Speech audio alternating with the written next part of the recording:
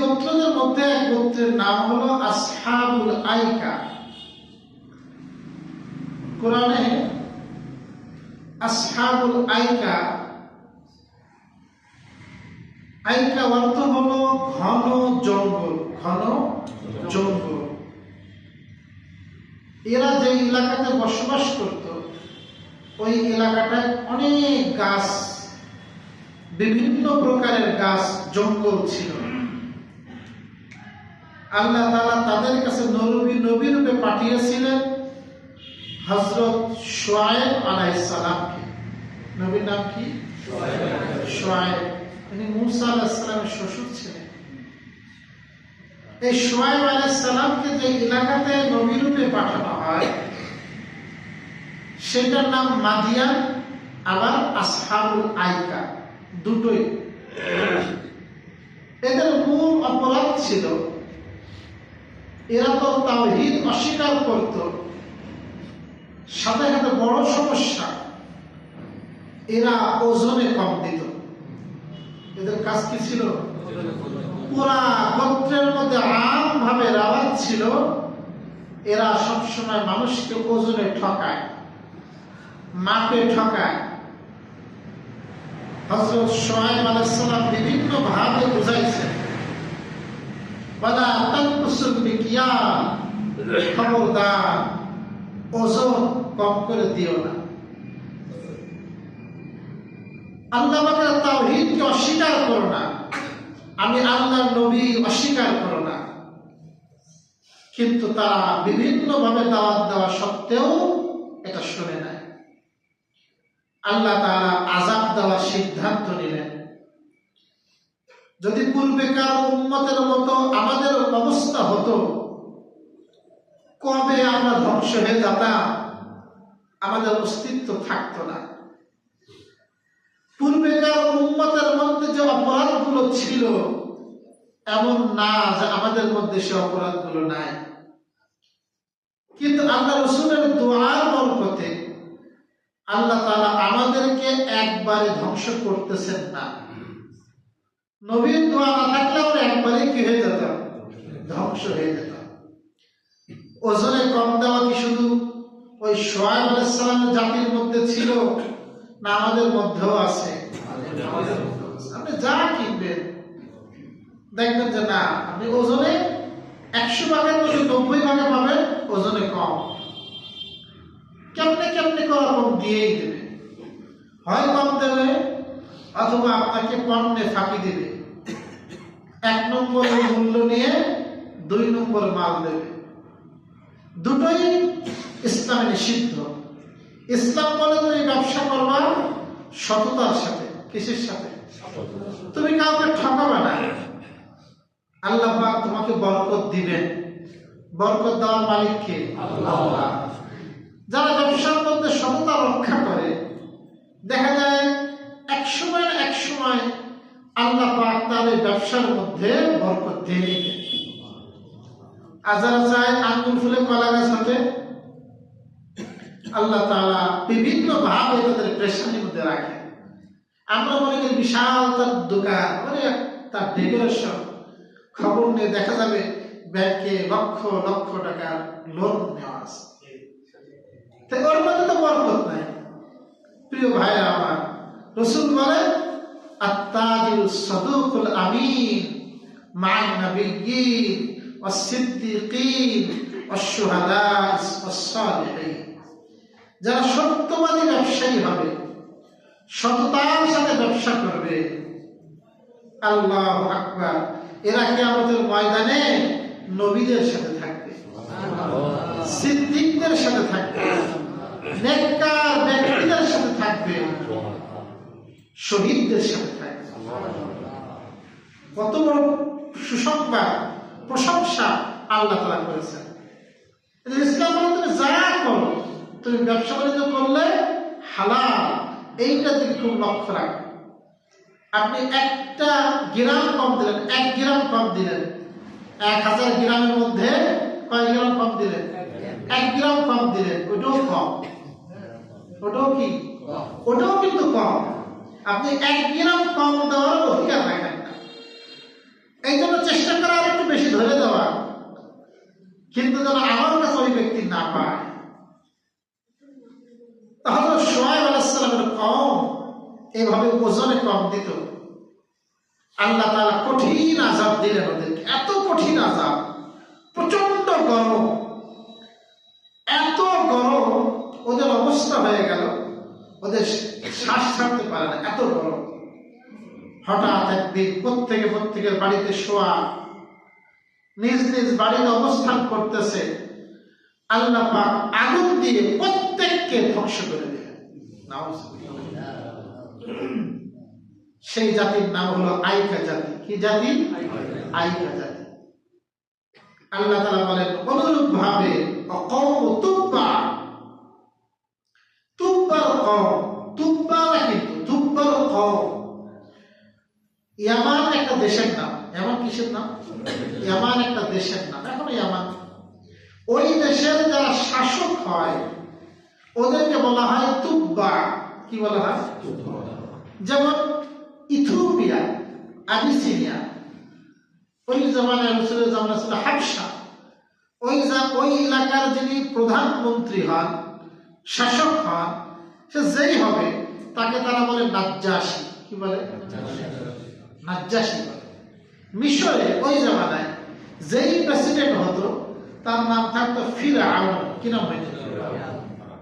তো এরকম এক এক এলাকাতে এক একটা নাম থাকে। ইয়ামানে হিবিয়ারি সম্রাটদের এক সম্রাট, তার মূল নাম ছিল আসওয়াদ। মূল নাম ছিল কিন্তু তুব্বা, উনি তুব্বা নামে বিখ্যাত। যেমন নাজ্জাশী বাদশাহ, আমরা শুনি না নাজ্জাশী বাদশাহ, ওরকম উনি বিখ্যাত। এই লোকটা কিন্তু মুসলমান ছিল। কি ছিল? রাসূল বলেছেন তোমরা তুব্বাকে গালি দিবা না, সে কিন্তু মুসলমান, ইসলাম ধর্ম গ্রহণ করেছিল। কেমনে? সে তো রাসূলের অনেক আগের মানুষ। নবীর ইন্তেকালে, রাসূল দুনিয়াতে আগমনের অন্তত 700 বছর আগের বাদশার নাম হলো তুব্বা। কত বছর আগে? এই 700 বছর আগের বাদশার নাম হলো তুব্বা। এর বিভিন্ন এলাকাতে যাইতো। ওই তুব্বা বাদশাদের মধ্যে সবচেয়ে দাপটশীল বাদশা ছিল এই আসওয়াদ। এর বিভিন্ন অঞ্চলে যাইতো দেশ দখলের জন্য। একবার তার এলাকা থেকে বিশাল বাহিনী নিয়ে রওনা হয়েছে, উদ্দেশ্য যাবে আপনার সিরিয়ার দিকে। প্রতিমধ্যে মদিনার পাশে যাত্রা বিরতি করছে। বিভিন্ন বর্ণনা আসছে, আমি এক বর্ণনা আপনাদেরকে শোনাচ্ছি। মদিনার পাশে যখন যাত্রা বিরতি করছে, ওনার নিয়ম ছিল যখন যুদ্ধে যাইত একজন পাদ্রী, আল্লাহর ওলি সাথে করে নিয়ে যাইত। বুঝলেন কি কথা? যুদ্ধের ময়দানে কারে সাথে করে নিয়ে যাইত? আল্লাহর ওলি, পাদ্রী, একই সাথে করে নিয়ে যাইত। ওই জামানার ওলি যে যখন মদিনা যাত্রা বিরতি করে চলে যাবে, ওই পাদ্রী বলে আমি এখান থেকে যাব না। বলে কেন? বলে এই এলাকায় শেষ নবী আসবেন। কি আসবেন? শেষ নবী আসবেন এই এলাকাতে, সুতরাং আমি এই এলাকাতে থাক। এটা হলো এক বর্ণনায় আসছে এরকম ঘটনাটা। আর তাফসীরে মাআরিফুল কোরআনে সূরা দুখানের তাফসীর, কোন সূরা? সূরা দুখানের তুব্বার কথা আছে। গোটা কোরআনে এই তুব্বার ঘটনা দুইবার আছে, একবার হলো এখানে আর একবার হলো সূরা দুখান। তো ওখানে একটু ভিন্ন ভাবে আসছে। সেখানে আসছে সিরিয়া হামলা করার জন্য না, বরং ও এসেছিল মদিনায় হামলা করার জন্য। কোথায় হামলা করার জন্য? মদিনাকে প্রথমে দখলে নেবে। তো মদিনায় যখন সে যে পৌঁছাইছে, দিনের বেলা যুদ্ধ করে মদিনাবাসীর সাথে, আর রাত্রবেলা ওই মদিনাবাসী তাদেরকে মেহমানদারি করে। সুবহানাল্লাহ। মদিনাবাসীর মধ্যে কিন্তু মেহমানদারির খুব কদর, খুব রেওয়াজ। ওরা মেহমানে খুব কি করে? খুব একরাম করে, খুব সম্মান করে। মেহমান ছাড়া খানা খেতে চায় না। ওই জামানায় এরকম ছিল। তো ওই বাদশা তুব্বা ও চিন্তা করলো, আরে যাদের সাথে আমি লড়াই করি, যাদের সাথে দিনের বেলায় যুদ্ধ করি, ওরাই রাত্রে আমাদের মেহমানদারি করে, এদের সাথে আমার যুদ্ধ করা ঠিক হচ্ছে না। ওই বাদশা তুব্বার বুঝে আসছে। তখন ওই মদিনার দুইজন ইহুদি আলেম, তখন তো ধর্ম ছিল ইহুদি ধর্ম, তখন কি ইসলাম আসছে? তখন ইহুদি ধর্ম ছিল, তখন খ্রিস্টান ধর্ম আসেনি। তখন কোন ধর্ম ছিল? দুইজন ইহুদি আলেম সে বাদশা তুব্বার সাথে দেখা করলো। দেখা করে বললো, আপনি এলাকা ছেড়ে চলে যান। এই এলাকাটা এমন এলাকা যেই এলাকাতে শেষ নবীর আগমন ঘটবে। তাওরাতের মধ্যেও আমার নবী আসবে তার পূর্ণ বর্ণনা ছিল। আপনারা এখান থেকে চলে যান, আমার শেষ নবীর হিজরত এখানে করবেন। আপনারা এখানে আক্রমণ করেন না, ধ্বংস করেন না, আপনারা তাহলে ধ্বংস হয়ে যাবে। তখন বাদশা তুব্বা ওই দুই পাত্রীকে সাথে করে নিয়ে সে তার নিজের এলাকাতে ফিরে চলে গেল। তাদের কাছ থেকে বিভিন্ন দিনই কথা শুনে শুনতে শুনতে তার বুঝে আসছে সে তুব্বা বাদশাহ ওই সময় যে ধর্ম সেই ধর্মে দীক্ষিত হয়ে গেল, মানে মুসলমান হয়ে গেল। এরপরে মুসলমান হওয়ার পরে আল্লাহু আকবার, উনি যেহেতু শুনছেন শেষ নবী আসবেন, এখানে হিজরত করবেন, উনি মদিনাতে একটা বাড়ি নির্মাণ করলো। কে? তুব্বা বাদশা মদিনাতে বাড়ি নির্মাণ করলো এবং একটা চিঠি লিখলো। চিঠির ভাষা ছিল তুব্বার বাদশার পক্ষ থেকে শেষ নবী আহমদের প্রতি। শেষ নবী বলে, আমি সাক্ষ্য দিচ্ছি আপনি শেষ নবী, আমি আপনার পর ঈমান আনলাম। আমি যদি বেঁচে থাকি আপনি আসেন, আমি আপনাকে সাহায্য করব, আমি আপনার অনুসারী হয়ে যাব। এরকম কিছু ভাষা দিয়ে উনি একটা চিঠি লিখে ওই যে বাড়িটা নির্মাণ করলেন, ওই বাড়িতে একজন কেয়ারটেকার নির্ধারণ করে তার কাছে দিয়ে গেলেন, তুমি এই চিঠি তার কাছে পৌঁছে দিবা, মৃত্যুর সময় ওসিয়ত করে যাবা যে তুমি যদি মরে যাও তোমার পরবর্তীকে ওসিয়ত করে যাবা, তারা যেন চিঠিটা পৌঁছে দেয়। এভাবে চিঠি পরম্পরায় চলতেছিল। এর প্রায় 700 বছর পর রাসূল দুনিয়াতে আসলেন, তারও 40 বছর পর নবুয়ত পাইলেন, তারও 13 বছর পর হিজরত করলেন। হিজরত করে যখন আল্লাহ রাসূল মদিনায় পৌঁছান, প্রথমে রাসূল পৌঁছালেন যে এলাকাতে, ওই এলাকার নাম ছিল কুবা মহল্লা। ওই মহল্লার নাম কি? কুবা মহল্লা। আল্লাহ রাসূল সেখানে 14 দিন অবস্থান করলেন। কতদিন? ওই 14 দিন রাসূল ওখানে একটা মসজিদ নির্মাণ করলেন। রাসূল মদিনাতে যে সর্বপ্রথম কাজ কিন্তু মসজিদ নির্মাণ করছেন। মক্কায় তো মসজিদ ছিল, মদিনায় এসে সর্বপ্রথম কি নির্মাণ করছেন? এই মসজিদের নাম মসজিদে কুবা। মসজিদের নাম কি? হাদিসের মধ্যে আসছে, যদি কোনো ব্যক্তি নিজ বাড়ি থেকে ওযু করে মসজিদে কুবায় আসে আর 2 রাকাত নামাজ পড়ে, তাকে একটা কবুল ওমরার সওয়াব দেওয়া হয়। সুবহানাল্লাহ। ওযু করে আসলেন কোথা থেকে? আর আপনি যদি মাসলা না জানেন, আপনার ব্যক্তি নিয়ে গেছে, আপনি তো ওমরায় গেছেন মাশাআল্লাহ, হজে গেছেন মাশাআল্লাহ, এখন আপনার ব্যক্তি নিয়ে গেছে, একদিন ব্যক্তি নিয়ে যায়, তা কোনো মতে দেখা গিয়ে চলে আসলো, আপনি নামাজও পড়লেন না, খালি ছবি তুলতে থাকলেন। হলো কিছু ভাই, কিছু মানুষ কি করে, শুধু খালি ছবি তোলে, খালি ছবি তোলে। মানে আমি যে আল্লাহ রাসূল এই মসজিদে 14 দিন নামাজ পড়লেন, মাঝে মধ্যে রাসূল সেখানে শনিবারে যাইতেন, রাসূল সেই মহল্লাতে যাইতেন, বিভিন্ন মীমাংসা করার জন্য যাইতেন, আর ওই মসজিদে নামাজ পড়তেন। তাহলে আমার মনে একটু শান্ত জায়গা দরকার ছিল না? তাহলে আমি সেখানে 2 রাকাত নামাজ পড়বো, 4 রাকাত নামাজ পড়বো, আর বাড়িতে ওযু করে যাবো, খবরই নেই। এখান থেকে 14 দিন অবস্থান করার পরে রাসূল মদিনার দিকে রওনা দিলেন। কবিলা বনু সালেমা, ওই গোত্রে যেদিন পৌঁছায় ওখানে, ওই দিন ছিল শুক্রবার। আল্লাহ রাসূল প্রথম জুমার নামাজ পড়লেন। কি নামাজ পড়লেন? বনু সালামার গোত্রের মধ্যে।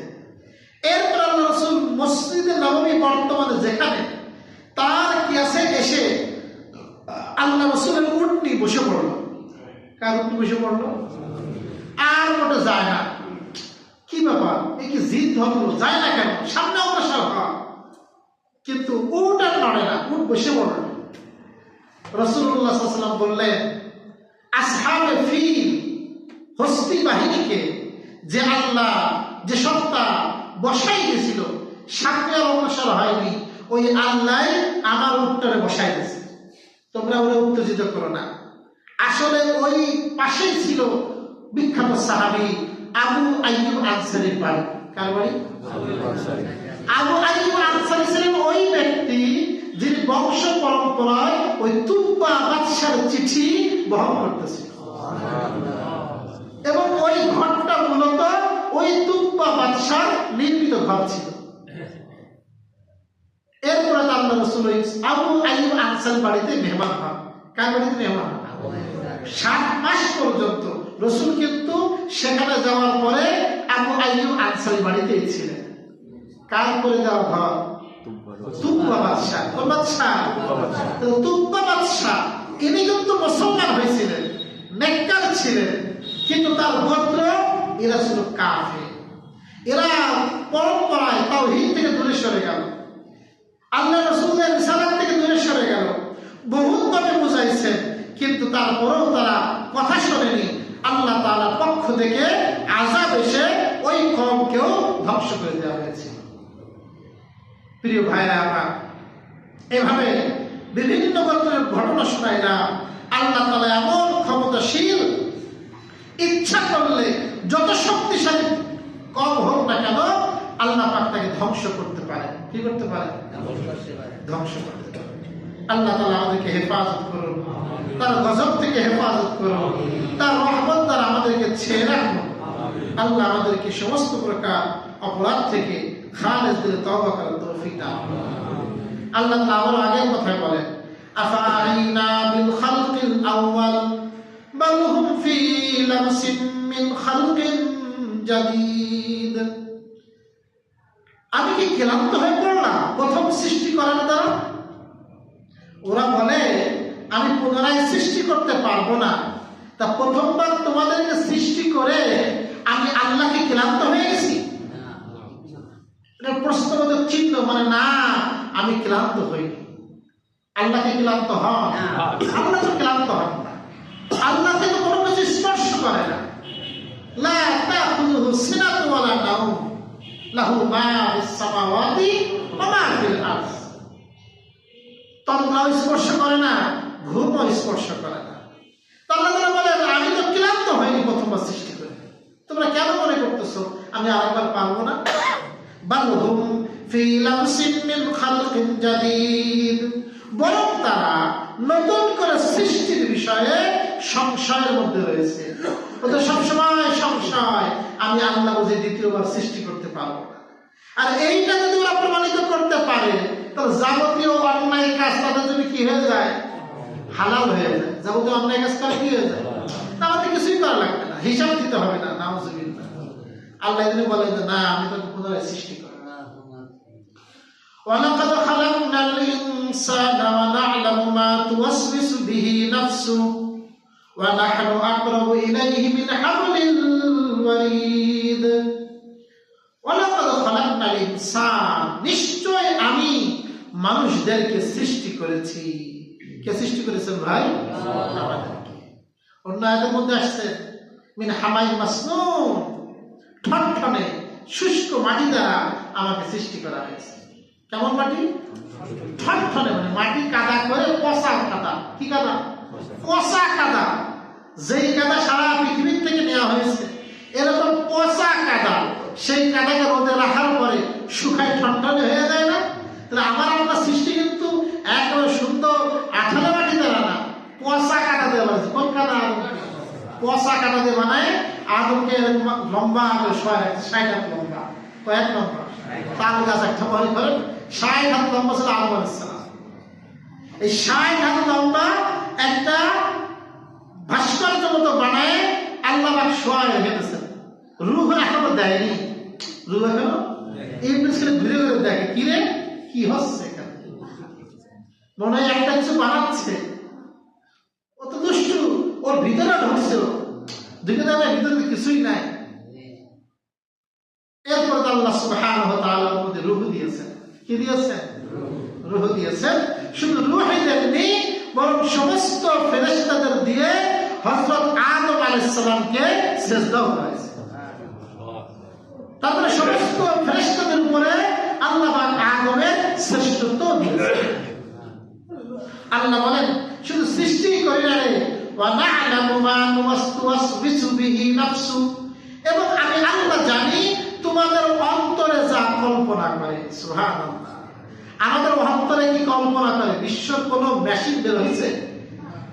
বের করতে পারবে? কিন্তু আল্লাহ তাআলা বলেন আমি আল্লাহ কিন্তু তুমি মনে মনে কি কল্পনা করো এইটারও কিন্তু খবর রাখি। সুবহানাল্লাহ। নামাজে দাঁড়াইলাম আর কি মনে মনে কল্পনা করি, এই খবর কার আছে? আল্লাহ সুবহানাহু ওয়া তাআলা আছে। এজন্য ইচ্ছা করে কোনো খারাপ কল্পনা করা এটাও শরীয়তে জায়েজ। ইচ্ছা করে খারাপ কল্পনা করা, হাকিম মুহাম্মদ আশরাফ আলী থানভী রাহমাতুল্লাহ বলেন অনেক সময় অনেক মানুষ কি করে মনে মনে ফায়সা কল্পনা করে। হ্যাঁ, অমুক মেয়ের আমি এমন করি, এই সে না, অশ্লীল মনে মনে কল্পনা করে, অশ্লীল কল্পনা করে মনে মনে মজা নেয়। আশরাফ আলী থানভী রাহমাতুল্লাহ বলেন এরকম মনে মনে অশ্লীল কল্পনা করা, কুকল্পনা করা, খারাপ কল্পনা করা এটাও গুনাহ, এটাও অন্যায়। বুঝলেন কি ভাই? মনে করতে যে কোনো গুনাহ হবে না, এটাও অন্যায়। বলে আমি আল্লাহ কিন্তু জানি, কারণ ওয়া নাহনু আকরাবু ইলাইহি মিন হাবলিল ওয়ারিদ, নিশ্চয়ই আমি অতি নিকটবর্তী তার গলার রগের চেয়েও। সুবহানাল্লাহ। আমার যে গলার রগ আছে না, গলার রগ কত কাছে আপনার? এর থেকে কাছে হয়। বলে আল্লাহ বলে আমি তোমার এই গলার যে রগ আছে এই রগের থেকেও আমি আল্লাহ বেশি নিকটবর্তী। আমাদের ফাঁকি দেওয়ার কোনো কি নাই, সুযোগ নাই। আমার ইলমের মধ্যে তুমি আছো, তাহলে আমার জ্ঞানের মধ্যে তোমার রাডারের মধ্যে তুমি যেমন আছো, সিসি ক্যামেরা লাগায় না, ওর তো একটা এরিয়া থাকে, তো এরকম আমার এরিয়ার মধ্যে তুমি আসো। আমার শুধু তাই না, আমার দাঁড়ানো রাখা আছে। দেখছেন না বিভিন্ন যে সমস্ত সিকিউরিটি এলাকা শুধু কি সিসি ক্যামেরা লাগায় না, দাঁড়ানো থাকে, দাঁড়ানো থাকে, পাহারাদার থাকে বিভিন্ন। আমরা যখন বসুন্ধরা মাদ্রাসায় পড়ি ঢাকা, আমাদের ঠিক মাদ্রাসার গেটের ঠিক অপোজিট একটা বাড়ির নাম হলো মাশাআল্লাহ। বাড়ির নাম কি লেখা? মাশাআল্লাহ। 3 তলা বাড়ি, হক ব্যাটারি। শুনতাম আমরা বাইরে শুনতাম হক ব্যাটারি মালিকের বাড়ি, বিশাল আলিশান। তো ওর সামনে কুকুর টুকুর থাকে আর সিসি ক্যামেরা, পাহারাদার, ওরা কি করে? সেই কুকুরে একটা বলে গেছে আমার তো স্বাস্থ্য শরীর ভালো। শুনছি ওই সময় সে 6 সালে সে প্রতিদিন বলে এক দুই কেজি গোশত খেতে দেওয়া লাগতো তার, এমন শিকারী কুকুর। তাহলে আমরা দুনিয়াতে দেখি যে মানুষ সিসি ক্যামেরা লাগায় আবার দারোয়ানের ব্যবস্থা করে। আল্লাহ বলেন আমি একই ব্যবস্থা করছি। বলে আমি আল্লাহ যেমন তোর গলার রগের অতি নিকটবর্তী, ইয ইয়াতালাক্কাল মুতালাক্কিয়ানি আনিল ইয়ামিনি ওয়া আনিশ শিমালি কাঈদ। ইয ইয়াতালাক্কাল মুতালাক্কিয়ানি, দুইজন গ্রহণকারী গ্রহণ করে, আনিল ইয়ামিন একজন ডানে, ওয়া আনিশ শিমালি একজন বামে, কাঈদ বসে আছে। সুবহানাল্লাহ। প্রত্যেক মানুষের সাথে দুইজন করে ফেরেশতা, একজন ডানে একজন বামে, তারা সবসময় বসে আছে এবং আমাদের প্রত্যেকটা আমল ইয়াতালাক্কা, তারা গ্রহণ করতেছে। কি করি সব লিখতেছে। কয়জন ফেরেশতা? কয়জন মানুষের সাথে? প্রত্যেক মানুষের সাথে। কয় ফেরেশতা? যিনি ডান পাশের ফেরেশতা, আল্লাহ পাক তার জিম্মাদারি দিয়েছেন নেকি লেখার জন্য। কি লেখার জন্য? আর বাম পাশের ফেরেশতা আল্লাহ পাকের আমি যে গুনাহগুলো করব ওই গুনাহগুলো লেখার দায়িত্ব হলো বাম পাশের ফেরেশতা। এই দুইজন ফেরেশতার মধ্যে আমির কিন্তু ডান পাশের ফেরেশতা। আমির কে? তার মানে যখন কোনো বান্দা একটা ভালো কাজ করে সঙ্গে সঙ্গে ওই ফেরেশতা তার আমলনামায় 10টা নেকি লিখে দেয়। কয়টা ভালো কাজ করছে? একটা। কয়টা নেকি লিখে দেয়? আর যদি একটা ভালো কাজ করার ইচ্ছা করে তাও তার আমলনামায় 1টা নেকি লিখে দেয়। করছে এখনো করেনি, শুধু নিয়ত করছি না আজকে ইনশাআল্লাহ তাহাজ্জুদের নামাজ পড়বো। রায় অনেক লম্বা, 10টায় ঘুমাইলে তো 6 ঘন্টা ঘুমানো যায়, 4:30টায় উঠলে আপনি সুন্দরভাবে তাহাজ্জুদ পড়তে পারবেন। আপনি অ্যালার্ম দিলেন, প্রস্তুতি নিলেন সুন্দরভাবে, আজকে আমি তাহাজ্জুদ পড়বই পড়বো। এরকম নিয়ত করলেন, মজবুতির সাথে নিয়ত করলেন যে আজকে আমি শেষ রাত্রে আল্লাহর দরবারে যায় নামাজে সেজদায় চোখের পানি ফেলাবই ফেলাবো। আপনি হিম্মত করলেন, আর কোনো কারণে শয়তানের কারণে উঠতে পারলেন না, আমার নবী বলে সহিহ মুসলিমের হাদিস, তাও আপনার আমল নামায় ওই তাহাজ্জুদ পড়া, সেজদা দেওয়া, চোখের পানি ফেলানোর নেকি লিখে দেওয়া। আর যদি পড়তে পারেন, উঠতে পারেন, চোখের পানি ফেলতে পারে, তাহলে অন্তত 10 গুণ নেকি দান করে। এইটা হলো ভালো কাজের পুরস্কার। সঙ্গে সঙ্গে লিখে দেয়, লেখার জন্য বাম পাশের ফেরেশতার অনুমতিও লাগে, অনুমতি দেবে আমি সত্যই নেই, কিন্তু বাম পাশের ফেরেশতা যখন কোনো বান্দা কোনো গুনাহ করে, কি করে? ডান পাশের ফেরেশতা বলে, দেখিস না, দাঁড়া, একটু সবর কর, দেখি তওবা করে কিনা, দেখি কি করে কিনা। যদি তওবা করে তাহলে তো ভালো, পিঠে গেল একটা সময়ের মধ্যে, তাহলে আমার আমল নামে কোনো দাগই পড়লো না। আপনি দোকান থেকে বলতে হবে একটা কলা দিয়ে টাকাটা দেন, একটু পরে যে টাকাটা দিয়ে আসলেন, ও কি বাকি খেতে লেখা রাখবে? ওই যুক্ত লেখে না। এটা তো দোকানদার নিয়ম আছে যে নেশে নেশে এখনই দিয়ে দেবে হাতে হাতে 2 ঘন্টা 5 ঘন্টা পর, ওইটা কিন্তু বাকির খাতা লেখা হয় না। তাহলে আপনার খাতাটা পূর্ণ হবে না যদি ওই ব্যক্তি ওই আমলটা না করে, করলেও তার আমল নামে লেখা হয় না, একটু দেরি করা হয়। এরপরও যখন দেখা হয় সে আর তওবা করতেছে না, তখন তার আমল নামায় একটা গুনাহের পরিবর্তে একটা গুনাহই লেখা হয়। সুবহানাল্লাহ বলেন না? এটা আল্লাহর নিয়ামত না? একটা নেকি করলে কয়টা গুণ? 10 গুণ সওয়াব, কিন্তু একটা গুনাহ করলে 10 গুণ গুনাহ কিন্তু লেখা হয় না। কয়টা লেখা হয়? একটা। তাও সুযোগ দেওয়া হয় তওবা করা। সুবহানাল্লাহ। একটা ভূমিকা গুনাহ করলাম, আমি সুবহানাল্লাহ বললাম, সুবহানাল্লাহ কাটাকাটি হয় না, কাটাকাটি হয় আস্তাগফিরুল্লাহ। কিসেতে কাটাকাটি হয়? আর সুবহানাল্লাহ দ্বারা সগীরা গুনাহ মাফ হয়। সুবহানাল্লাহ দ্বারা কি মাফ হয়? সগীরা। ইন্নাল হাসানাত ইউযহিবনাস সাইয়্যাত, নেকি, নেকির কাজ গুনাহকে দূর করে দেয়। নেকির কাজ কাকে দূর করে দেয়? গুনাহকে দূর করে দেয়। এর ব্যাখ্যা মুফাসসির কোন বলেছে, নেকি করলে সগীরা গুনাহ মাফ হয়। কোন গুনাহ মাফ হয়? কবিরা গুনাহ মাফের জন্য তওবা করা শর্ত। কি করা শর্ত? তওবা করলে, আস্তাগফিরুল্লাহ বললে, দিল থেকে অনুতপ্ত হলে, সামনে না করার প্রতিজ্ঞা করলে তখন মাফ হবে। আর সাধারণ গুনাহ তখন সুবহানাল্লাহ দ্বারা এটা মাফ হবে। আল্লাহ সুবহানাহু ওয়া তাআলা বলেন যে আমি কিন্তু ডানে বামে ফেরেশতা রেখেছি, মা ইয়ালফিযু মিন কাওলিন ইল্লা লাদাইহি রাকীবুন আতীদ। আচ্ছা, এই বলুন থাক। আল্লাহ সুবহানাহু ওয়া তাআলা যা কিছু আলোচনা করা হলো, আমাকে আপনাকে সকলকে আমল করার তৌফিক দান করুন। আমিন। ওয়া আখিরু দাওয়ানা।